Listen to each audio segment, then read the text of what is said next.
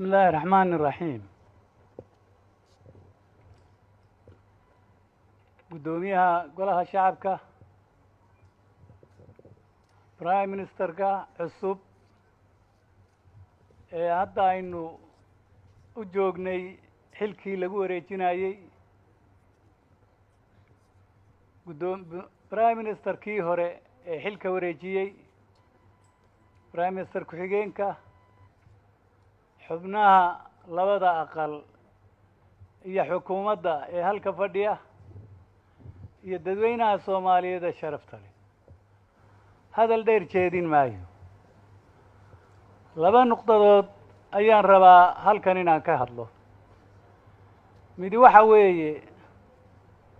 nin ajnabihi erey bishii May 2012 noogu yidhi ninkaasi annagoo guddigii joogtada ah ee baarlamaanka ah waxaanu tagnay dalka la yidhaaho Norway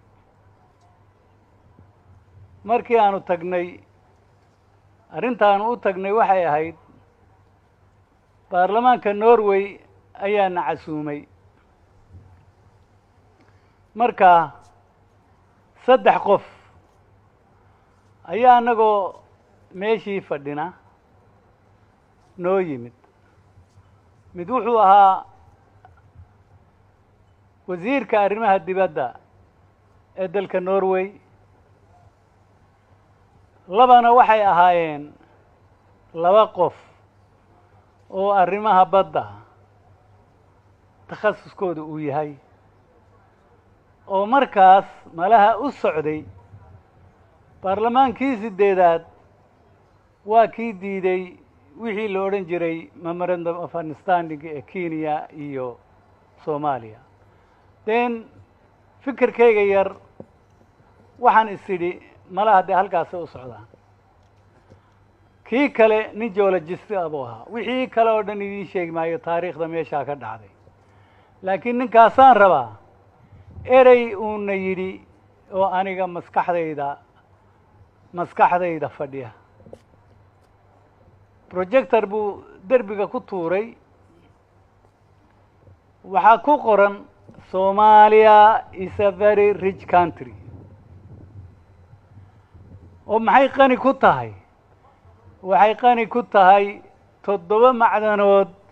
oo kuwa qaaligii ku jiraan iyo gaaska dabiiciga ah iyo benzin oo qayr caadi ah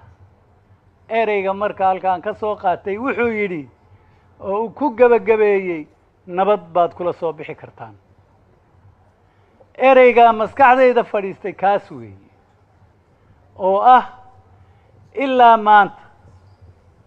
khayraadka dalkeenna ka buuxa ee u baahan inaynu nabad kula soo baxno ayaynu gaari lahayn waxa kale in raacsanaya abwaan Soomaaliyeed baa wuxuu yidhi dawlo ehel bay rabtaa aqoon-yahan bay rabtaa aqoon u leh bay rabtaa maanta waxaan isleeyahay muddo dheer kadib hay'adda fulintu iyo guud ahaan dawladduba waxay heshay dad يعني aan dalkan ka bixin muddadii 30 sano ahayd oo xogogaal dhab ah u ah midi waa madaxweynaha jamhuuriyadda federaalka Soomaaliya Xasan Sheekh Maxamuud iyo prime ministerka uu inoo doortay oo Xamse Cabdi ah waxaan isleeyahay ereyga abwaanku yidhi uu yidhi dawlo ehel bay rabtaa